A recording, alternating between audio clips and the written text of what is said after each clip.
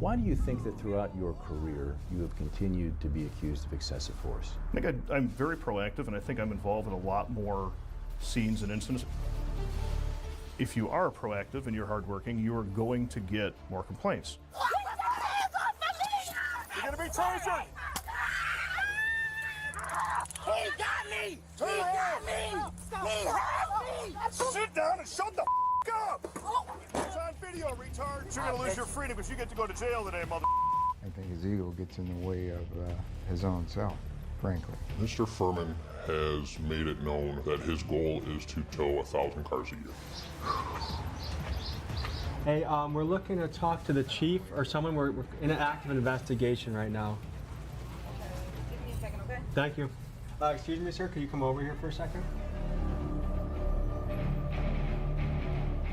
Protect and serve. That's the job of police officers that patrol our communities. And for the cops that do it right, this is a tough occupation that requires a lot of balls. But recently, through my TikTok algorithm, it's been brought to my attention that a Michigan police officer seems to be doing the exact opposite of protect and serve. This man's name is Matthew Furman, and some of Furman's arrest footage is so graphic that I'm concerned YouTube may not even let me show it to you. Currently, he is on paid leave for the back-to-back brutalizing of 2 citizens of Melvindale, a small town outside of Detroit with 12,000 people. This is a man that has a history of turning minor traffic stops into major beatdowns. He's been fired before, brought back, and even charged with assault, but for some reason he is still a police officer. And this is just the tip of the iceberg. We get the inside scoop from police officers who spent years working with him, and what we'll be revealing to you is a litany of corruption charges, disturbing violence, and a scheme he has that entails towing an obscene amount of cars, buying those cars from the police auction, and then flipping them to make money, allegedly. So join us as we seek to bring justice and awareness to the city of Melvindale by exposing the practices of this police officer, who some say is only on the job because of the amount of revenue that he brings to the city. We'll investigate that and much more. Folks, I just wanted to talk to you before we get started on this video. In the past few weeks, we've gone after some really heavy-hitting people. We've gone after Kenneth Copeland, Scientology. We're doing multiple police and prison investigations. And what I'm doing is I'm recruiting you as part of the army to help build this independent media channel. I'm opening up a Patreon tier called Big Dog Soldier. For just $7 a month, you can help support this independent media group. The link is in my description. Please consider joining. And now, guys, to the video. Of Michigan, that is. Let's take you up to speed on just a few incidents from Officer Furman's violent history on the job. In 2019, Furman was charged with assault and battery when he threw a man down a flight of stairs and claimed he fell. He got out of the assault charges by pleading guilty to a lesser crime. He once split a handcuffed man's head open on a police cruiser and claimed the guy did it to himself. But he did agree after the incident to attend anger management classes. You'll soon see the story of Jakar Williams, a man that Furman pulled over for a minor traffic violation and proceeded to tase over a dozen times, even with a partner on the scene that had it under control. He has me! He has me! Before he initiated the first tase, it looks like that other officer already had him under control. To get a fair read on Furman's actions, I wanted to get a police officer's opinion. So I visited Chief Rivera of the East Chicago Police Department to get his take on this situation. You shouldn't be tasing nobody 10 times. At that point, you should be going hands-on. You let your emotion take over, your anger. You take things personal when that person doesn't even know you. It's the uniform that they're really arguing with. The officer's taking something personal. When it's really, it's not. And if it wasn't enough to tase Jakar in front of 2 small children, Furman also had to pull his girlfriend out of the car, telling her to That's Sit down and crazy. shut the up! The passenger really had nothing to do with that traffic stop. You know, of course she's visibly upset because of what she sees happening to her baby daddy or husband, boyfriend, wherever he is to her. But how she was treated? No, absolutely not. You want to detain her? Yeah, you can do that nicely. Pull her out, detain her, but now you got kids there. And they're witnessing all this, and how do you justify that? Just because she's recording you, she recorded your actions, because she's being loud, angry. You have to be able to empathize. What if that was you? How do you expect your wife or girlfriend to act?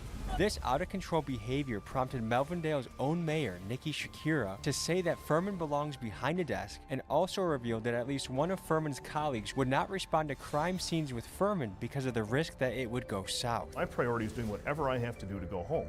And if that means somebody gets tasered, then somebody's getting tasered. Finally, Alicia Cook. This woman was in a parking lot waiting to pick her kid up from practice, and apparently she made Furman feel afraid for his life, so he tased her. And this is just a small sampling of stories that decorate Furman's record as a police officer. For reference, Furman was actually fired years ago over earlier allegations, but for reasons still unclear, he was brought back on the job. For today's story, guys, we owe a big shout out to Detroit news channel WXYZ7 and their correspondent Ross Jones, who have done a fantastic job reporting on the allegations against Officer Furman, as well as publications like the Detroit Free Press. Their Furman investigations have proved foundational in helping us build this story, and they are linked in the description.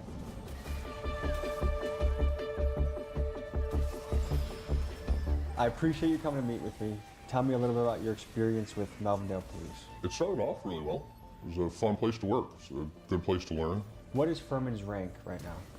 He's a lieutenant there. He's been on paid leave for almost a year. Is that unheard of? In my experience, yes. My bad.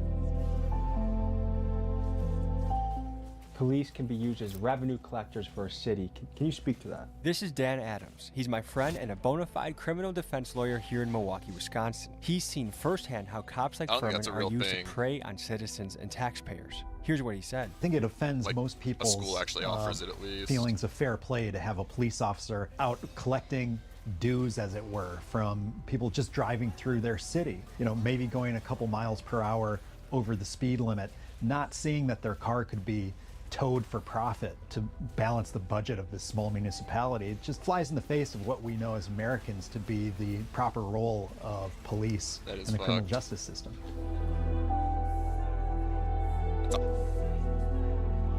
It's like corporatized, like state corruption. Weird. Matthew Furman is not a good police officer. This is David Robinson. He served as a Detroit police officer for a few years before becoming an attorney. And he is the one representing Jakar Williams and Alicia Cook in a civil lawsuit against Matthew Furman and the police department. I think his ego gets in the way of his own self, frankly. What's your impression of Officer Matthew Furman? I mean, this guy, Mr. Furman, he's stomping on people's legs as 5 or 6 other cops have them apprehended.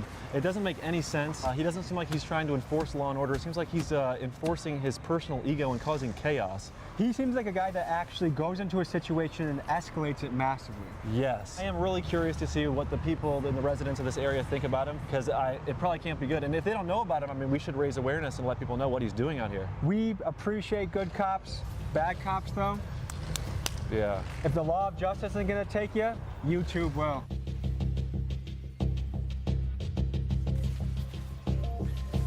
Are you familiar with the story of Officer Matthew Furman? Oh, yeah. What have you heard? He uses excessive force. He's pretty brutal. As officers tried to subdue the man, a Dearborn officer's body cam caught Furman repeatedly stomping on the man's leg. As multiple officers look on. Notice how the other officers here are completely calm, like they know that the situation is already under control. And it's clear they knew Furman crossed the line, as one cop even warns him that the cameras are watching. Cameras all around, guys. But what's disturbing is no one steps in to stop the beatdown. And this highlights a bigger problem, which is some cops would rather cover for their buddy than protect the citizen they swore to serve. Stomping on his legs. There's 5 cops already on him. Look at him stomping on his legs. Bro, what? And then the other officer ain't doing nothing. They say Cameras all around. Oh. They weren't mad that he was doing it. They were mad he was doing it on camera. That's my first time seeing it. Plenty of officers there to control that person. He was already on the ground. People can't control one person on the ground, and you have to stomp him like that. No, this says more about your training than anything. More boxes, more options. Grainger has over 1,700 box types in stock and ready to help you pack, store, and ship everything. And you can count on Grainger to deliver your boxes fast. Count on Grainger for boxes. Call or click Grainger.com/boxes today.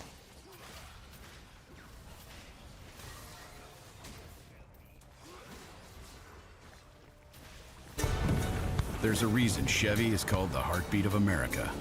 It's in the pulse of those who never stop getting the job done or the party started. This summer, Chevy drives America. Chevrolet, together let's drive. We just noticed a Melvindale police officer. How do we approach a police officer? Probably on foot. We're gonna make ourselves very visible. I'm gonna wave and then hopefully he comes out.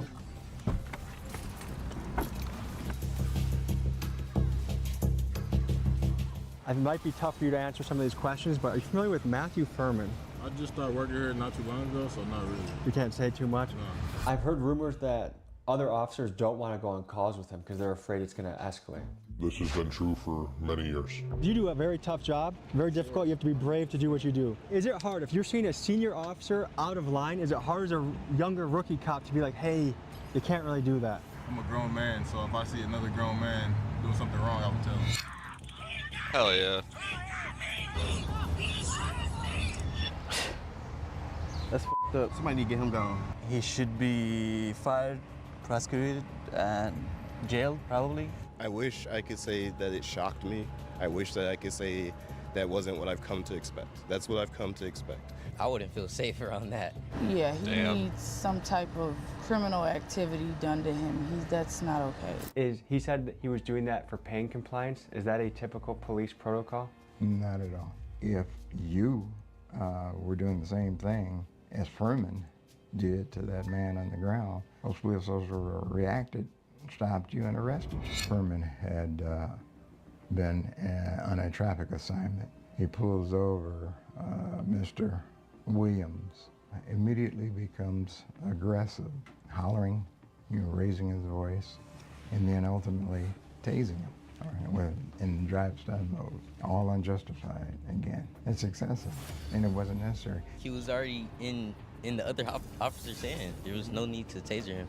Tasers are intended to be used as a defensive weapon. Unfortunately, for some time, there was a misconception within law enforcement that they could be used as instruments of compliance. He couldn't even defend himself. Do you think an officer like this should be allowed to work the streets?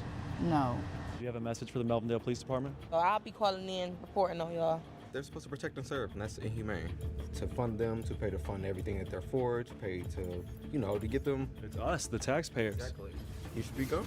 If you had a message to the mayor and chief of police about Matthew Furman, what would you say? Get rid of him as soon as possible. He's a liability for the city. What I would like to see That is crazy. It's like when they fuck up, it's as simple as that. The taxpayers have to pay the lawsuit. The taxpayers usually fucking pay for their paid leave or paid desk time, which they're not being productive on. Now we cover another key point of the Matthew Furman saga. We cover the story of Alicia Cook. Just a few months ago, in this very parking lot, she was waiting to pick her daughter up from cheerleading practice when Furman came into the parking lot. In Melvindale Police Department, I'm a traffic enforcement officer.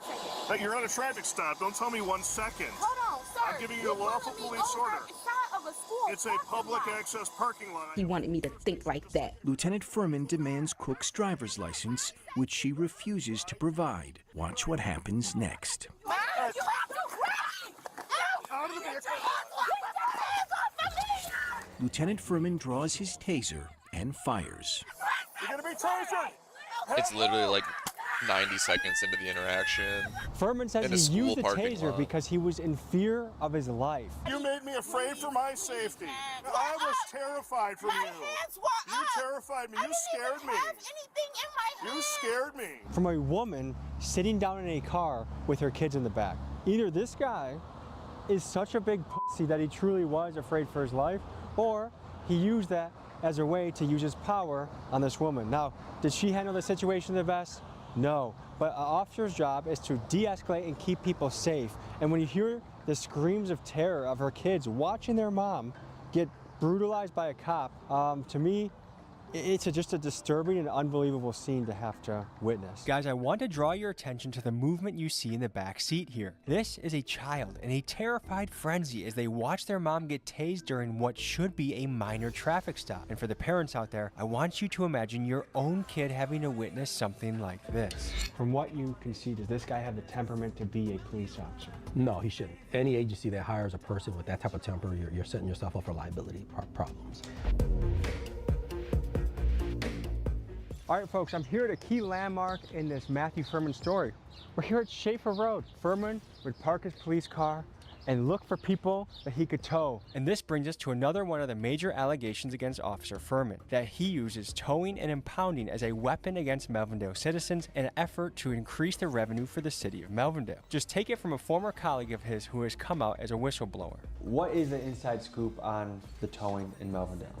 Mr. Furman has made it known that his goal is to tow 1,000 cars a year. What does a typical officer do in a year? 30 to 50 cars. And he towed more cars than any police officer in Melvindale by far. So even the former police chief of Melvindale, Chad Hayes, said that Furman was an instrument of revenue collection for the city. And the reason guys like him are still employed is because the $1 million deficit in Melvindale, they try and get guys like Furman to make up by, you drive by, I'm gonna pull you over, I'm gonna look for a reason to tow your car, and that's that. What I want my police force in my city to do, I want you looking for the killers, I want you looking for the rapists, I want you looking for the people that do things to children, I want you looking for serious shit. You're not on my tax dollar giving people tickets and towing their car for nonsense. These are people that need to go to work, they need to do delivery. No, for real. Like, how are they supposed to pay these tickets? How are they supposed to, like, is a key thing. And for so many the people lives of their struggling in family and today's shit? economy, a $300 They're or constantly dealing with $400 that kind of tow bullshit. fee to get their car back, the time that they have to take off work, do they get fired? Does their boss get pissed? How do they find the extra $400? Maybe it was just the first of the month, they just paid rent. It's a huge economic stressor in a time when people are already stressed. Just down the road here is actually the tow truck company that Furman is in cahoots with. We're gonna pay them a visit. I get it.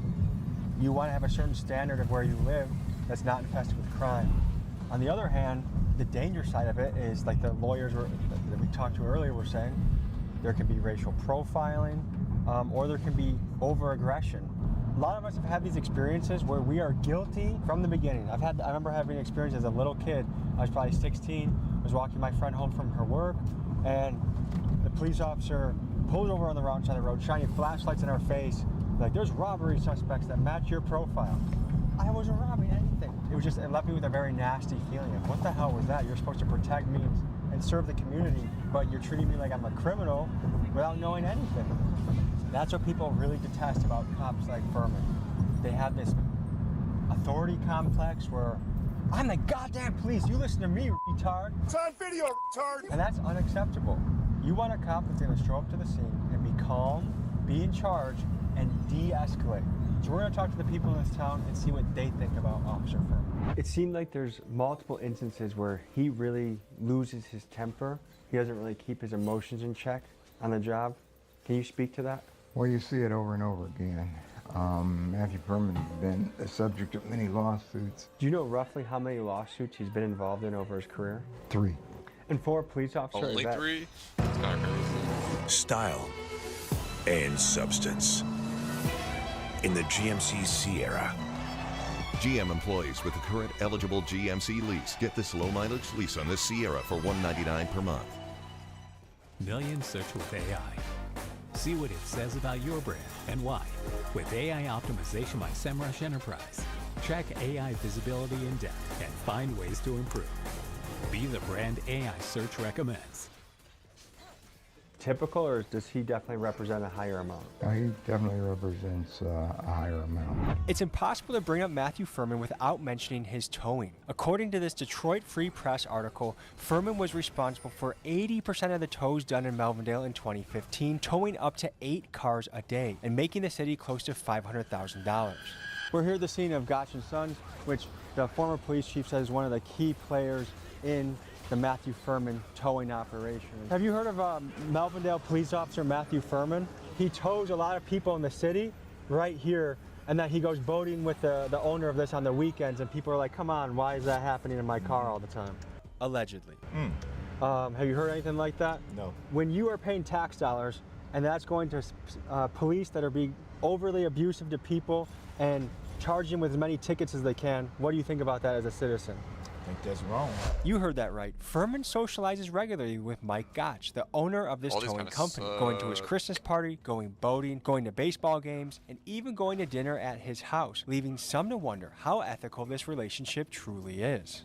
There's a Melvindale police officer named Matthew Furman. Have you heard of him? I have. I just heard about what he did and like what happened with him. Like, did you see any of his behavior, like the tasing, the stomping, or what he said to people? I saw the tasing, but I didn't see the stomping or the. Police officer tases someone 12 times. Do you think that's excessive? That's actually very excessive. It just sucks. So 12 times, like, that's just crazy. How much is the tow fee here? Do you know? $5.75 cash. $5.75 cash? 6% fee if you use card. They be cracking here. Don't come to Detroit.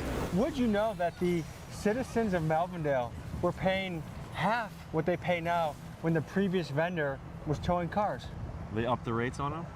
Oh, significantly, and they gave the city a portion of that commission. Is that a conflict of interest, you think? That seems like there might be a little bit of a conflict of interest. And who loses out the most in that situation? The citizen. The taxpayer. The taxpayers. Would you be surprised if you heard Mr. Mike Gotch, the founder of this company, was taking Furman and other officers out to Detroit Tiger games on his boat, kind of courting them before they even got a contract? Allegedly. It's not funny because it's so messed up, but they're going on boating trips. The average cop, guess how many cars do you think they tow a year in Melvindale? A year? I would think like 40, 50? Closer to 30. 30, okay, even less. To go and try and do over 30 times that, and state that openly in the department with Mr. Matthew Furman, that is outrageous. I mean, does he think he's being a public servant by towing more cars and taking more money out of people's pockets? Well, when you put yourself in a circumstance where you want to meet a quota, you go out looking for ways to meet that quota. And so people on the margin, people on the bubble, people who may not deserve that type of treatment are going to get the bull's horns. Again, if you're looking for people who are jaywalking, we can find jaywalkers all day. If we want to find speeders, we can find speeders all day. When you have a financial incentive behind that, turns the criminal justice system on its head, which is we're supposed to be protecting and serving people, making the community safer. But when you're just looking for revenue from different sources, you're going to misallocate your resources of criminal justice. Depending on the locale, it can take anywhere from 30 to 90 days for your car to go from the impound lot to the police auction. This is one form of civil forfeiture where the government, even without convicting you of a crime, can sell off your seized property. And it's tough to get exact numbers on the scale of this, but one major player in the police auction world, Apple Auctioneering, proudly claimed on their website that since 2010, they've facilitated the sale of over 70,000 vehicles, generating $380 million in revenue, all of which goes back to the police. Slow would have been big. The deals Furman would have makes a been lot of big. money for the city with the towing. What about for his ticketing? With the tows comes tickets. We should be you can't so impound a fucking vehicle without issuing some sort of citation because the impound has to come from some sort of traffic offense. With the traffic offense comes a ticket. With the ticket comes a fee, and the city gets part of that. He should lose his badge. He doesn't serve the citizens. He serves himself. So we follow the breadcrumbs, and this is the lot where their cars get brought to, and guess what? If they can't pay it out of the other lot we just saw, they get stuck here to where the police auction happens right here. Mr. Furman would buy the cars that he had impounded himself. He often would impound cars that would have no insurance, and often the subjects couldn't afford the insurance. So then when they couldn't afford to pay the impound fees, the car would go to auction for the city. Furman would then go bid on and purchase those cars and sell them for profit for himself. Goes further than that.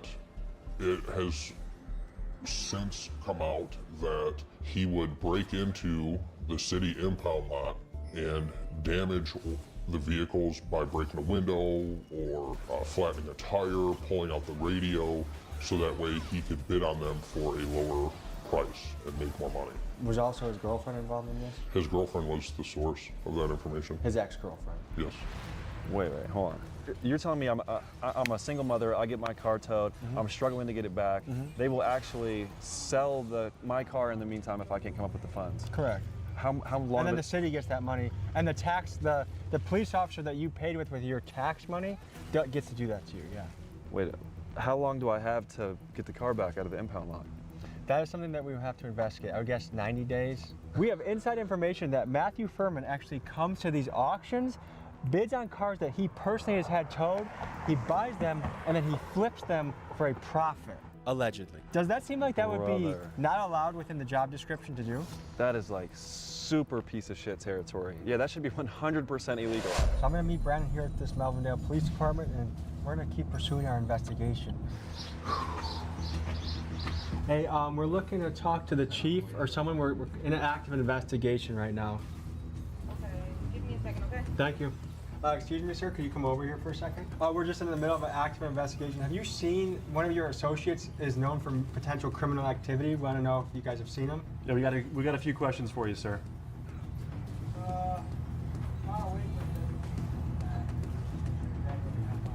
Okay, in the meantime, it's just important you guys kind of comply with some of these questions. Matthew Furman, have you guys seen him? You're not really answering our questions directly. Are you withholding or hiding any information? Would you mind stepping out here, sir, please? Oh, right there, towed vehicles. And there's nothing that makes me feel safer in my community than if my car gets towed. Because we don't want the people that go to work on time or take their kids to soccer practice. That is a threat to security. We're looking for our deputy chief. Yes, sir. Yes, sir. Just went to the lab just a few. You guys just missed him. Yeah, would you mind stepping out and speaking with us, sir? We have an active investigation we'd like you to be compliant in. Okay. What is this about? A known associate of this department. Are you here for Lieutenant Furman? Because if that's the case, I'll have to tell you that it is currently being investigated by an outside agency. Yes, sir. So it's kind of not in our hands. Yeah. So I'm not going to be able to comment. Absolutely. We have broader questions as well. Would you mind stepping out behind the glass, please? I would rather not right now. Well, we've actually submitted FOIA requests here and they've been blocked. No, that's not something I look at. That's usually the chief, the deputy chief. We've had a lot of trouble FOIA requesting this police department.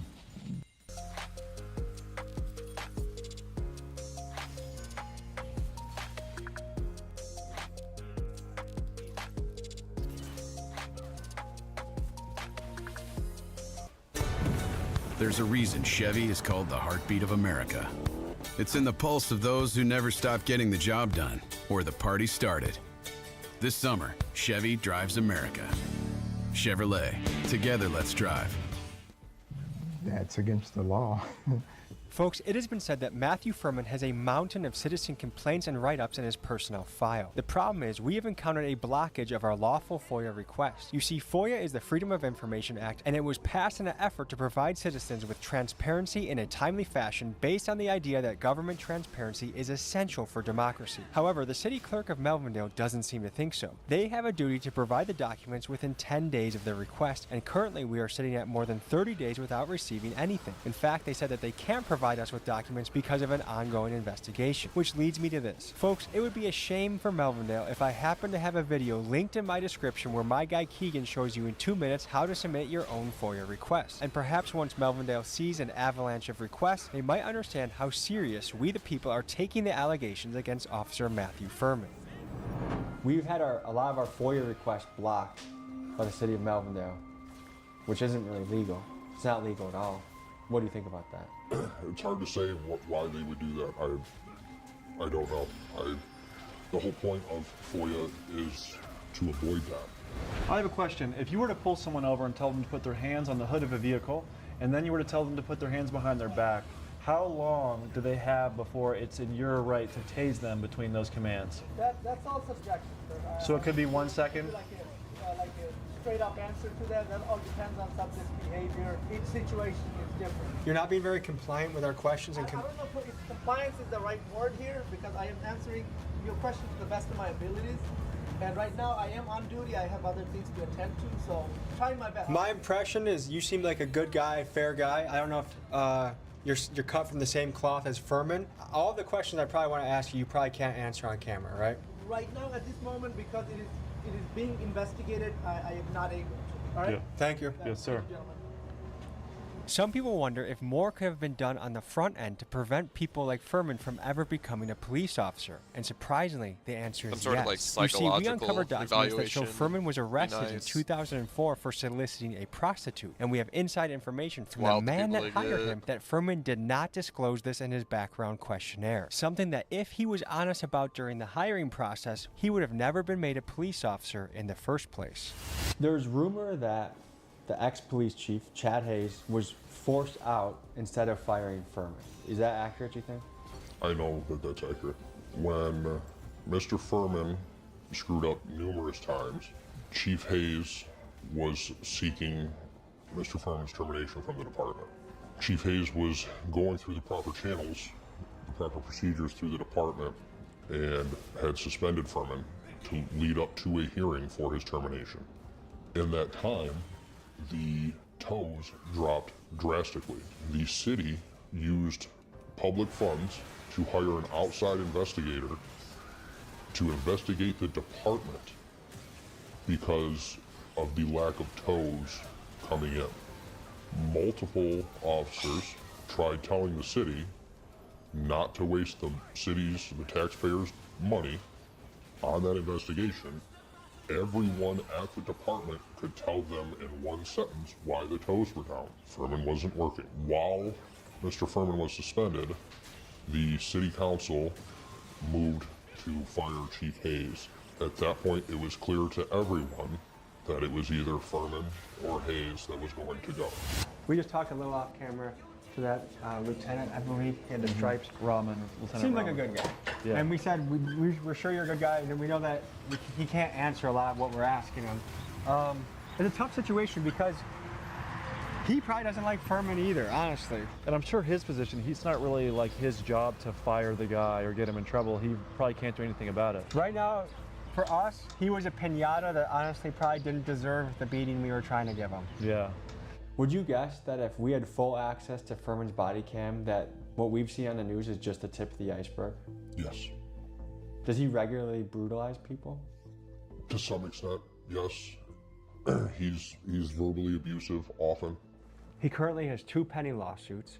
He has been fired previously in 2019. He's been charged with assault while on the job. Do you think this will be enough to finally end his career? It should end his career. The administration hasn't done what the administration should do to get rid of him. Bottom line.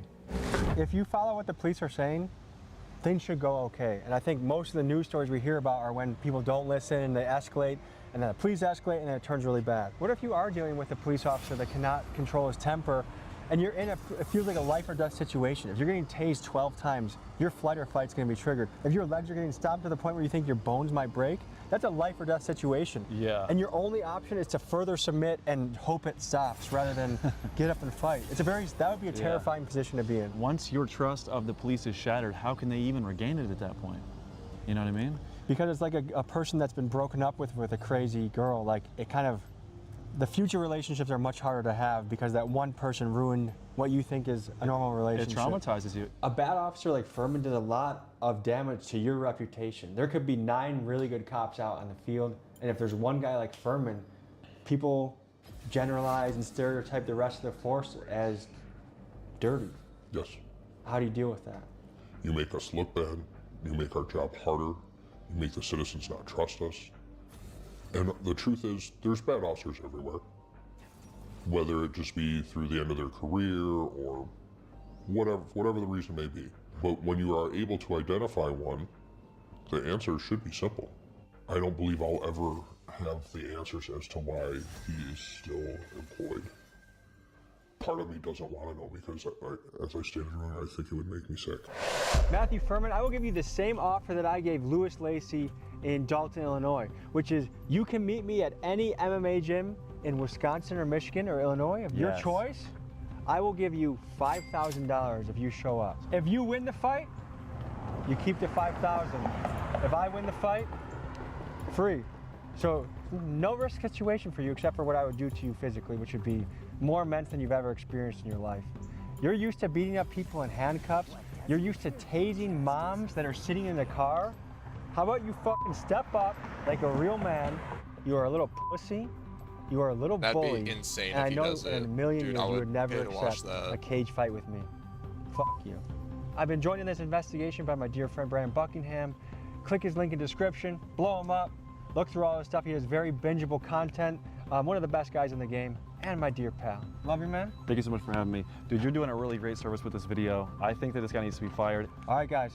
Thank you for watching. We'll see you next week. Matthew Furman, don't be a bitch. Take me up on my offer. Peace.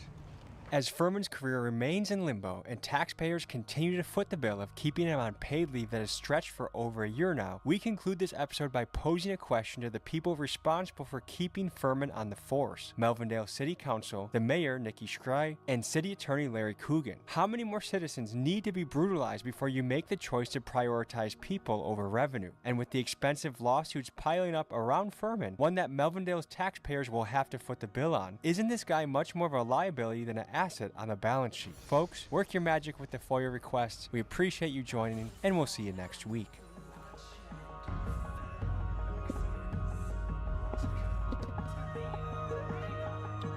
Alright.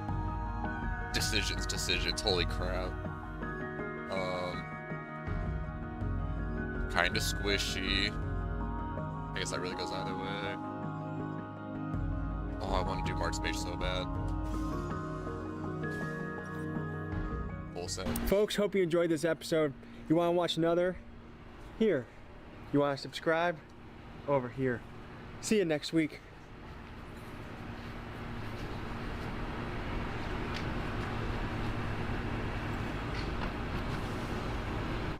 What you want to do is save hundreds when Liberty Mutual customizes your car insurance. That's great, but can you ask your friend to stop digging into the green? I can ask, but he's not going to. Only pay for what you need. Liberty, liberty, liberty, liberty. From hard hats to steel-toed boots, Grainger's got your safety needs covered, literally. Shop Grainger's vast inventory of safety products. Call, click, or just stop by. Grainger, for the ones who get it done.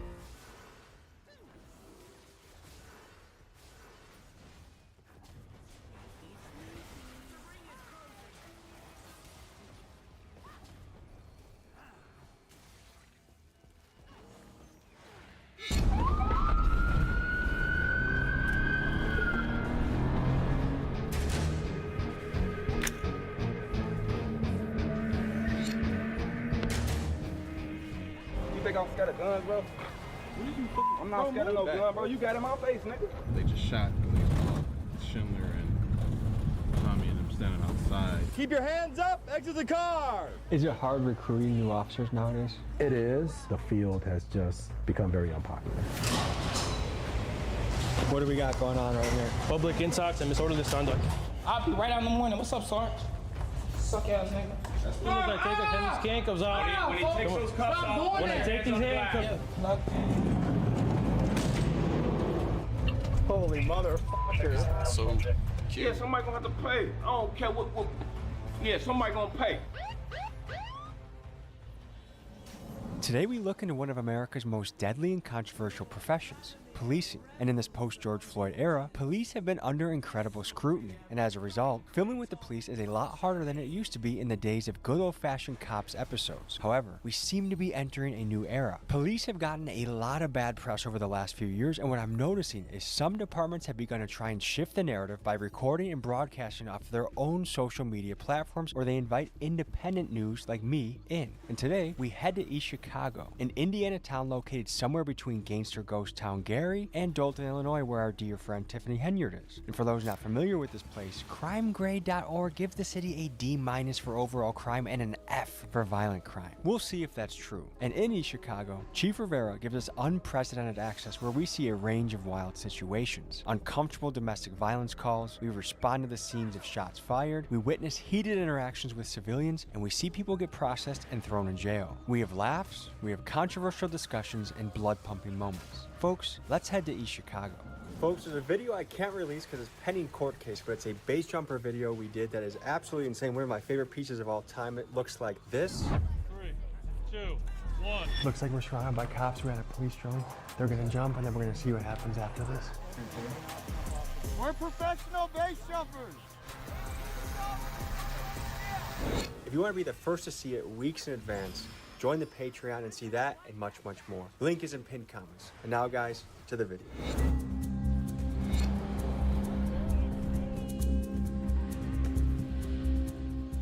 I don't know much about East Chicago, so we're going to learn more about that.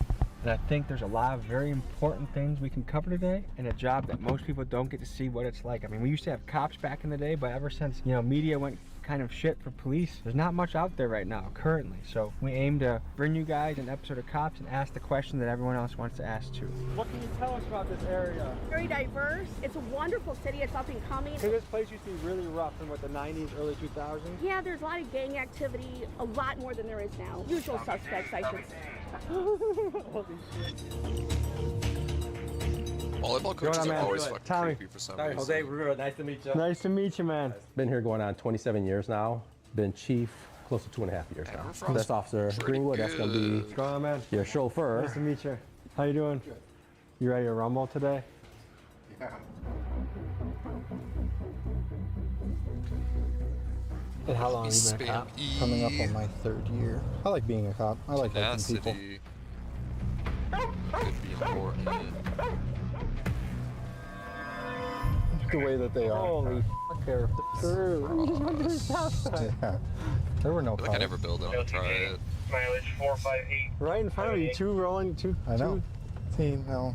He just did what you did. You can't get him for that. No, I can't. Are you? You're pulling him over? Mm-hmm. Holy motherfucker. 4900 Todd. I may have a traffic stop, 4800 block of Alexander. Advising ready for plate. So the reason for the stop, you're rolling all the stop signs, man. You're not coming to a stop. Did you realize he was on you for a while? No, until you just put on the side ride, I had no clue. Did that surprise you? It scared the shit out of me. 'Cause I'm like, who the hell? I'm thinking somebody finna run me off the sidewalk, and I'm like, who the hell is driving on the sidewalk with me? Basically, you rolled through the stop sign. I saw him earlier roll through a stop sign. So I'm like, you can't get him for that, man. You I can't feel like get I him should have for got that. something. I mean, this last one, I actually was gonna stop, then the guy just basically like waved me on, so I just ended up. Here's that for you, man. Just make sure you stop at the stop signs, okay? I will do. All right, you're good, man. Other than that, it's like, as long as you don't give them a reason, I don't think they'll f with you. Stay safe, brother. Have a good day. Have a good one. Did she revive me? Was I fucking Tell him I ran the stop sign too. distracted? Since 2020, I believe, reduction in police contact with civilians. So they're less likely to stop, they're less likely to engage. What do you make of those numbers? I think more cops are scared of a lawsuit now. I think you get the maniacs that are, say, ACAB, and you get the maniacs that are always like, Blue Lives Matter, it's always the police are right. So you get the two extremes. Oh, yeah, no. When in reality, it's a case-by-case basis. Yeah. Is there a cop case in recent history that you feel like the cop was actually in the wrong? That one recently in Illinois. What happened? With that woman in the boiling pot. Oh, they shot her in her house, right? Yeah. If the cop goes away to jail, you're like, justice served. Yeah, that was unjustified.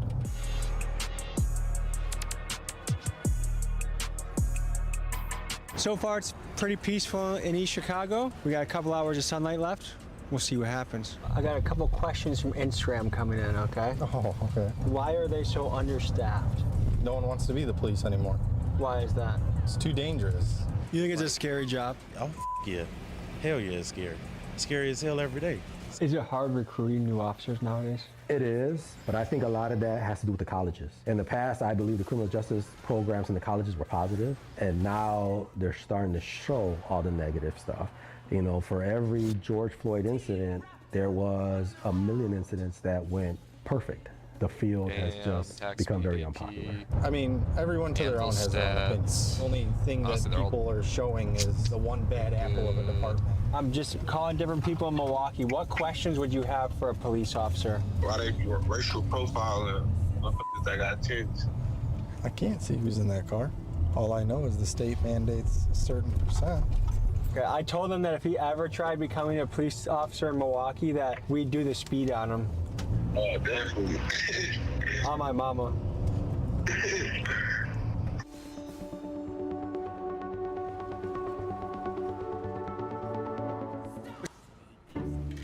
Oh, before you leave, can you turn that document into a PDF for me? Thanks. At 5:30 on a Friday? Actually, wait. I think it'd be easier to use Scribe and show you how to do it. What? I just sent you a step-by-step guide using Scribe. How did you make that? I just downloaded Scribe, clicked Start, followed the steps, and Scribe automatically generated a step-by-step guide with screenshots. Pretty cool, right? Wait, you said it was called Scribe? Teach anyone how to use any software with Scribe.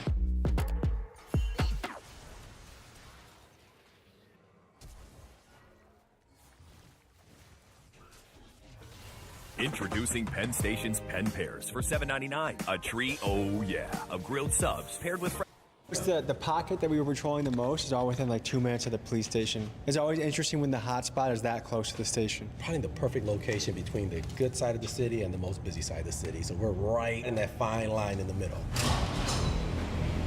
What do we got going on right here? Public intox and disorderly conduct. Get out. Come on. I get out on my own. I don't need nobody to touch me. I'm compliant. Look at this property right now. Come on, let's go. That's what I'm doing, right? Don't touch me.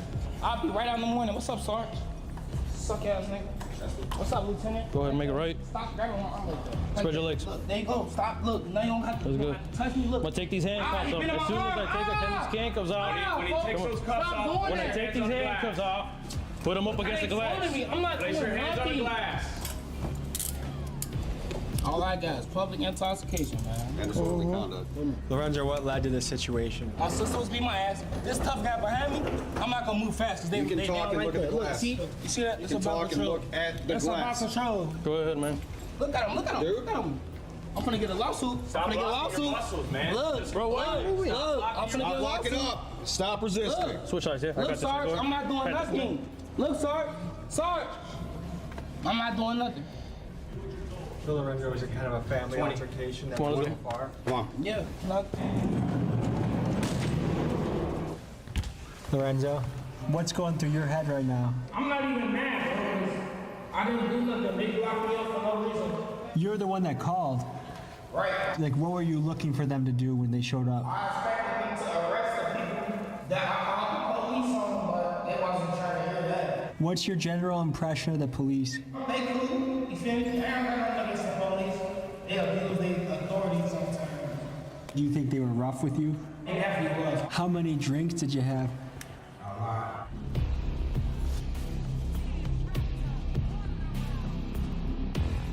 All of it seemed pretty standard to me. The whole time, though, when he was actually just trying to look at us and talk, why were you guys so insistent about moving his head and not let him talk to us? So we try to keep people controlled in this area. If you were to put your hands against the glass, You're a lot weaker here. you're weaker, correct. So if you try to move, go ahead and make a movement. Blocking the leg. So we try to control the head. Anywhere the head goes, you go. Yep, the head and the body follows. Correct. Police brutality has been a big subject of discussion in America over the last few years. Let's talk about how prevalent it really is. University of Illinois Chicago ran the data on this issue and found the following. Each year, 50 million people have a police encounter. 1 million of these involve threats or use of force. 250,000 civilians are injured by law enforcement, and about 1,300 people are killed, again, on a yearly basis. However, the number of these that we can chalk up to police brutality is tough to quantify. I mean, how many of these incidents involve someone resisting or someone that injured themselves trying to escape, or is truly a case where someone did get brutalized by police? To me, the answer to a safer police and civilian relationship is transparency. After all, we fund these guys. They should report to us. Tell me in the comments what you think would lead to a safer interaction between police and civilians. You want to tell them what I found in the car? Oh. Some type of pill. Ooh. What's going through your head right now, man? Disappointed in what? You just said you got out of rehab, right? How long have you been fighting addiction for, man? 2 years. How'd you get into it? Just for your wife or what? I was prescribed. And how did this whole situation start? Somebody called saying that there was a guy in a red truck that wasn't moving and he was at a pump that was not usable. Why are your pants so tight? Because I like them that way. Just trying to look good for you. These are Rockies. And what kind of underwear is that? Oh, man. Tight. I'm not wearing any underwear.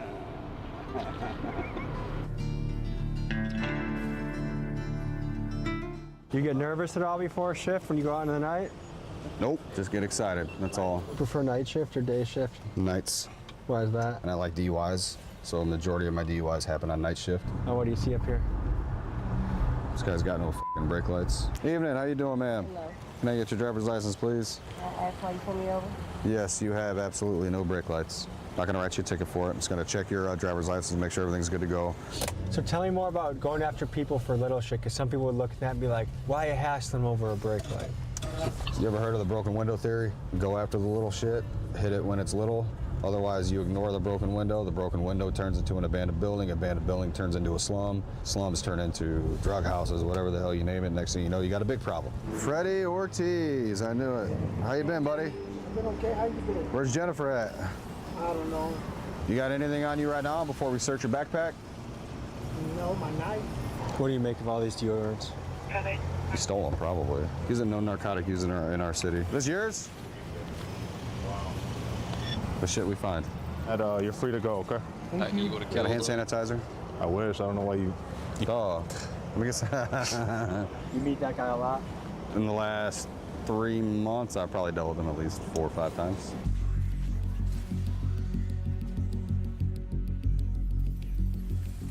Evening, how y'all doing?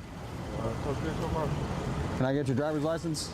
And you guys got IDs as well? We have girls speeding around. No, how much of you had to drink tonight with that in the car? 172 TV and Turn the car off.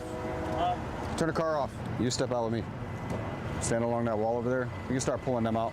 Where y'all headed? Back to the house. How much have you had to drink tonight? Just a little bit. So I'm gonna have you follow the tip of this pen. Can you see it with the lights? I stopped to get some Okay. Yes, video. No, keep your head still. Keep your head still.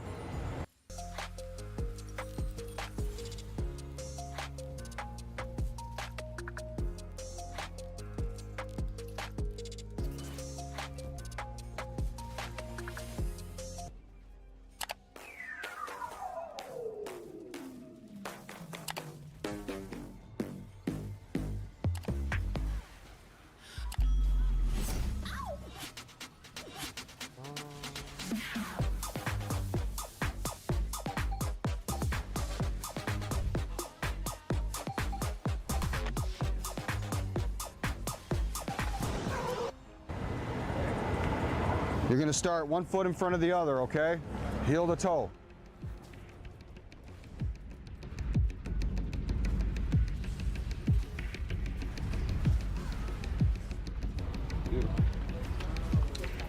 All right, go ahead, turn around. That interaction. At this time, you're being placed under arrest for operating while intoxicated. I'm going to take you to station. You are going to do another breath test, which I will then ask you again if you are willing to consent to, okay? But as of right now, on the portable breath test, you're below .162. That's twice the legal limit, okay? So we just saw a DUI arrest. Guy was driving with twice the legal limit. There's certain crimes you have sympathy for, but drunk driving is just a fucking stupid move, so. Y'all tripping, man. I've been drinking. I just got off work. Okay. I work I'm not 12 gonna violate hours. your rights, right? I'm gonna give you your phone. Damn, y'all ain't have to do that. Got it? Y'all bogus as hell, man. I'm a hard-working man. Yeah, man. I'll tell you, but I got something for you when I get out, though. What is that? What you got? What you got? What do you got for us? You got it on camera? Implied consent. I have probable cause to believe that you have operated a vehicle I while don't care about nothing of that. I'm just now I don't care about none of that. Submit to a chemical test and inform. No, nigga, y'all just take my life away from me, man. Give me that. I just got my license back, man. After 15 years. Y'all gonna take that from me? Yeah, somebody gonna have to pay. I don't care what. Yeah, somebody gonna pay. How long you been doing that contract and work for? I've been doing it ever since I've been out. I've been out 3 months. Oh, so you did time for it? Stalking. Given the opportunity, would you ever become a police officer? No. You've had a little bit of a struggle going in and out. What do you think it would take to break that cycle and just stay out and stay free? Stop dealing with officers like him. To stop, you've gone up. You're at a .172 now. Well, what my charges is? It's going to be OWI endangering for yourself and your 2 passengers, and regular OWI. Oh my God, man. Bogus, man. Still driving. This would be another reason why I could never be a police officer. This would be a really difficult part of the job. Because even though I know he messed up, I still have a sympathy for like, man, like this guy just cannot help but repeat his. Some people can't. As we were about to pack it up for the night, we got one last call. There were shots fired nearby, so we sped to the scene right away. This is what happened.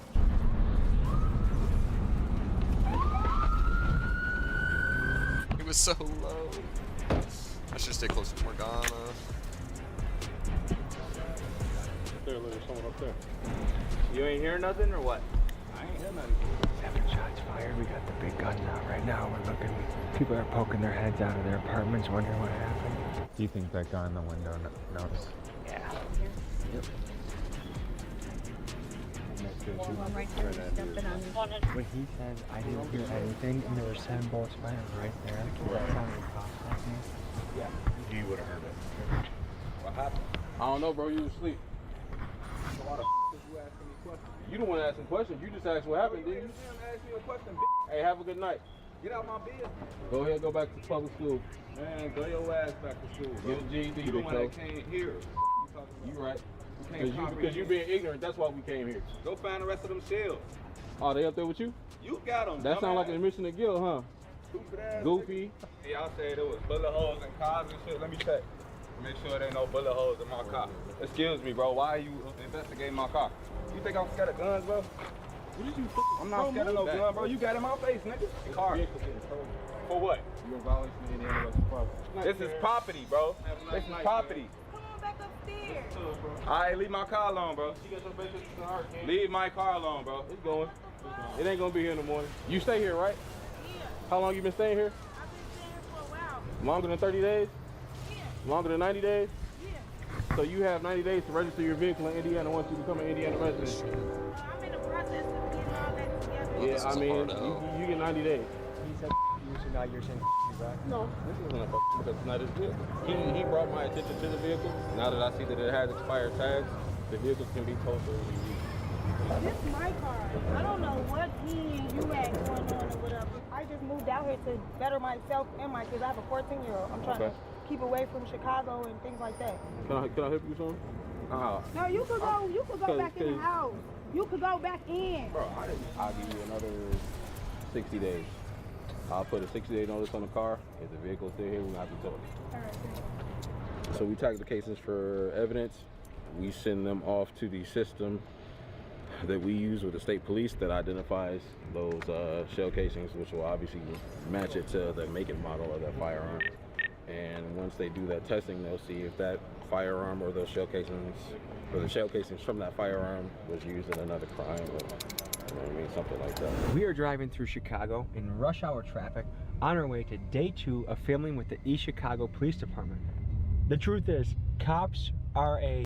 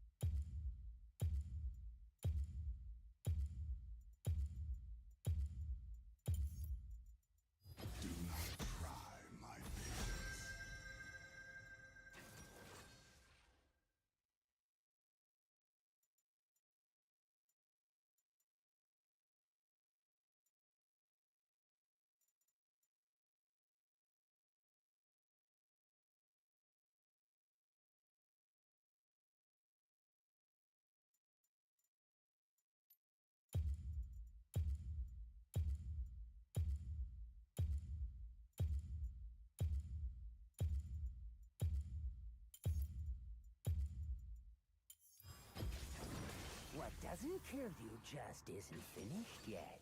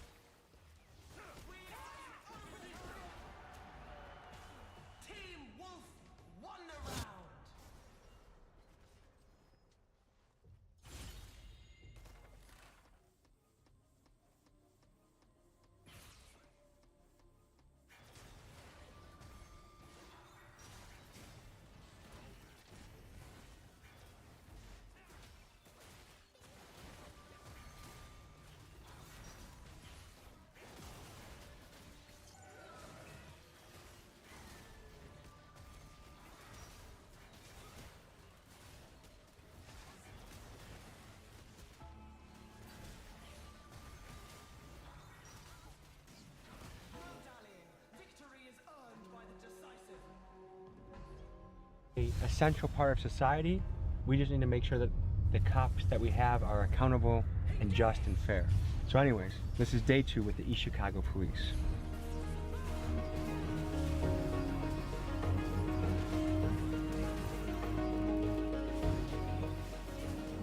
As a therapist myself, I know how important it is to be able to have someone that you can talk to about your problems, to bounce ideas off of, process your traumas and your stressors, especially when life is getting out of hand. And although everyone should have a therapist like that they can talk to, sometimes it's difficult to find the right person who's the right fit for you and your needs. Thankfully, BetterHelp has an online quiz and tool that streamlines the entire process for you to better help you find a therapist that's going to meet your needs by asking you what your preferences are, what your experiences are, what kind of therapy style you're looking for, and that way it can match you up with the best therapist specifically for you. And thanks to BetterHelp's online platform, actually communicating with your therapist, whether it be via messaging, phone call, video chat, is incredibly easy. You can communicate with your therapist at times that are the most convenient for you so that you can have flexibility to communicate with them not only anytime, but also anywhere. Whether that be at home, at a park, in your car, whatever's most convenient for you, things are How's it going, man?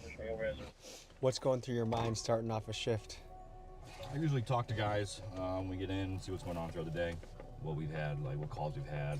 I know there's a couple of shooting in Porter County. There's earlier today. Kind of go over stuff like that when we get in. How long have you been doing this?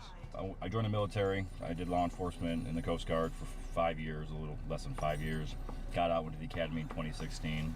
So then I came here about 4 years ago. So I've been here for about 4 years. One thing I envy about this job is it seems like there's opportunity to build real brotherhood, where you just don't get that in a cubicle environment. No. And then on the other hand, it's a double-edged sword because it's like cops tend to only hang out with cops, where like other jobs, you know, I was a union carpenter for a little bit, you know, like a lot of those people can hang out with other professions, you know. Once you become a cop, a lot of people don't want to hang out with you anymore. You know what I mean? Especially with like the, you know, climate a couple of years ago after everything that was going on with like BLM movements and all the other things, like public interest, you know, the public perception of us really pulled back. You know, what was it like living through that? Like we always have people, you know, like yelling 12 or, you know, all the other stuff, you know. So nothing really changed. The people that didn't like us. People that did like us, they still liked us. You know, we still go to a calls and answer them the same way. Folks, I do think police unfairly got the shit end of the stick in the media and to their reputation since the George Floyd era. They do a dangerous job that not many people would have the courage to do. So to me, the ACAB mentality that emerged was just plain stupid. I think we can all agree that pretty much any time you say everyone from a group is bad, you are gonna end up with a dumb and lazy way of thinking. However, I do think the BLM movement was right to point out that the police need to be held accountable. Everyone, including the police, should find that quite reasonable. To me, doctrines like qualified immunity are a bit scary, especially when it seems like this new administration in power is more okay with letting law enforcement do as they please without consequences. And for context, qualified immunity essentially means police officers would be shielded from personal liability on the job. People against qualified immunity believe this would set a dangerous precedent that would allow law enforcement to get away with things that they shouldn't. So I wanted to know what these police officers thought about policing in the post-George Floyd era. That's changed a lot. You know, people think that we were for what happened. No, we're against officers like that, and I think that video changed us, and I think for the worse. I think it went a little overboard though, because I think some politicians, their job isn't guaranteed, so they're gonna go a little overboard. That's where the defund movement came. That's where the riots started to come, a lot of the protesting, and that's where you started seeing the decline in applicants for police departments. But on the positive side, it changed training. It changed the way now you deal with people like that. It made departments more accountable now. Just because you're not the one using the force doesn't mean you can't be found guilty. You're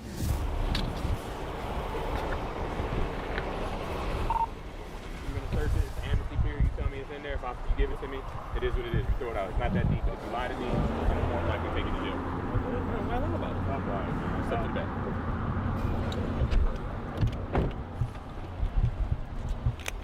Looks like comes back clear balance.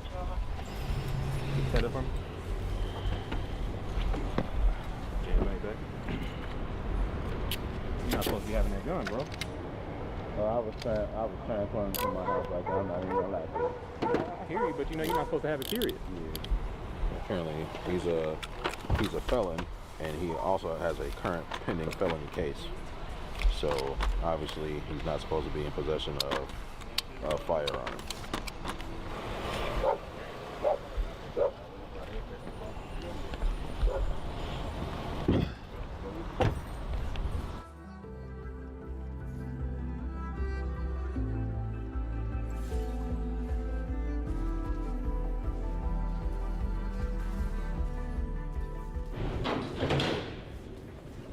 Alright, turn to face me. Take your belt off.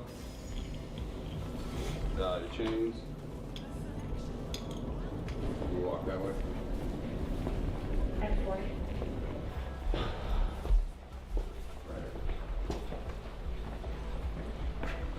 Alright, bro, I'll bring it.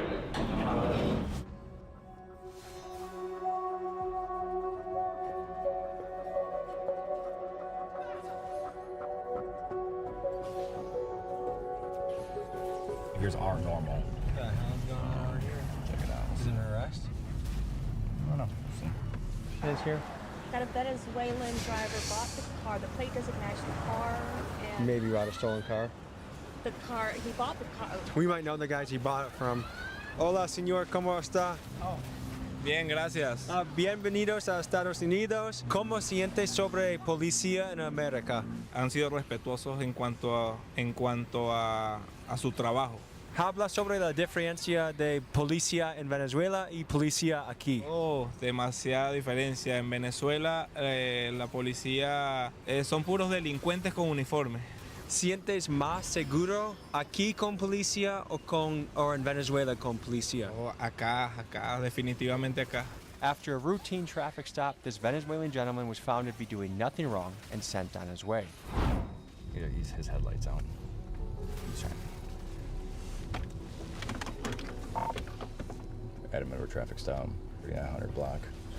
Oh. Dude, what are you doing? 3900 block of Alder. He's just trying to go about his day. What the f are you doing, bro? What's going on? More boxes, more options. Grainger has over 1,700 box types in stock and ready to help you pack, store, and ship everything. And you can count on Grainger to deliver your boxes fast. Count on Grainger for boxes. Call or click Grainger.com/boxes today.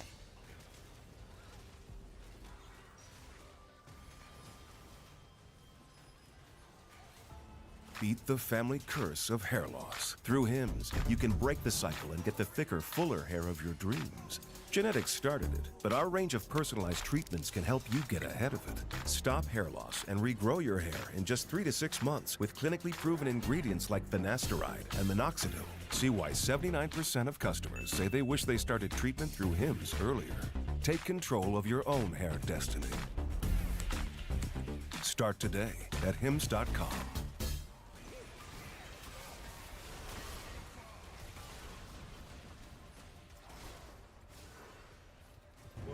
What do you mean with what? What happened? What do you mean what happened? You see me behind you and then you start backing up. You almost hit my car, bro. What do you mean? You thought I was parking? You thought I was parking with my blues on? You got a brake light out. Give me your license. Where you coming from, man? Say again? You're door dashing? Do you live here? Do you live across the street? Is that your mom or what? Say again? It's on the license. What do you mean it's on the license? What's going on? Why you even cool? You got any guns in the car, bro? You have no guns in the car? If you do, I mean, you can legally own them, right? I'm not trying to pinch you up. I'd rather know than not know. So do you have one? Yeah. Okay, listen, man. Hey, if you don't listen. Hey, okay, listen. I get I'm making you nervous. You're making me nervous, bro. Because you're backing up, bro, and I was getting nervous. I ain't here to try to pinch you up, okay? If you're straight with me, I'm straight with you. Without reaching for, where is the gun? Is it on your person? Yeah. Okay, so do me a favor. Put your hands on the wheel for me, okay? And just keep them there, okay? Okay. So what I'm gonna do, I'm gonna get the gun. It's in here. Yeah. Oh, that's pretty cool. Oh. Yeah, this one's. I'm gonna search his car. I can smell it, but he's got some stuff in there too.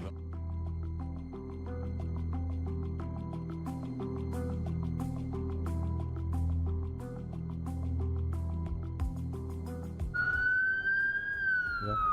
So when you see the cops like this and your son, what goes through your head? Not good, man. Ain't good, buddy. A little nervous? No, I mean, hey, it is what it is. We've been through this years, man. You know, we always going through this. She's at a brake light out. So just brake light out. Okay. And then We get it. And the thing, and you know, and the reason he's even got to this point where it's, I'm talking to him, and he didn't want to talk to me really, and then I asked him if he had a gun, and he's no, and then they turned out he had a gun. You know, he ended up coming clean about it. You know what I mean? But like, you know, obviously being very, you know, and I get it. I don't know whatever actual interaction he's had with us before, but you know, like I told him, he's straight with me, I'm straight with him, and as long as nothing crazy, then he'll be on his way. He's on arrest. He's just detained right now. Okay. That's all. Here's your license back, bro. Okay? Yeah. I'm glad you didn't hit my car. I really thought you were gonna hit my car. What I'm gonna do, so put that in your pocket, okay? The keys are right here. I'm pretty sure, if I remember right, it's either one of your brake lights. I think it's that one. I think it's your left one's out completely. Here's your keys. No ticket, nothing like that. Just get your taillight fixed, okay? Don't back into a cop car. Cool? All right, bro? The way he was driving, like everything, dude. And like, you ask him a simple question. Like when I asked him for his license, I don't know if you saw, but like I wanted to go like take it from him, and he like he pulled it back from me right away and was like, "Oh, what'd you stop me for?" And I'm like, "Dude, like, give me your license." Like, but you know, lying about a gun and being kind of weird and being really weird actually, and then the driving behavior and everything else like that. Oh, and then he told me that he just bought the gun, but the gun looked like the wear marks on it, unless he bought it used, I guess.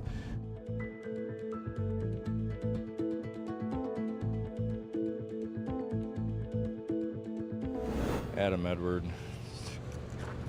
This vehicle crashed into the concrete barrier. The suspect ran. There's blood in the car. I don't know. They're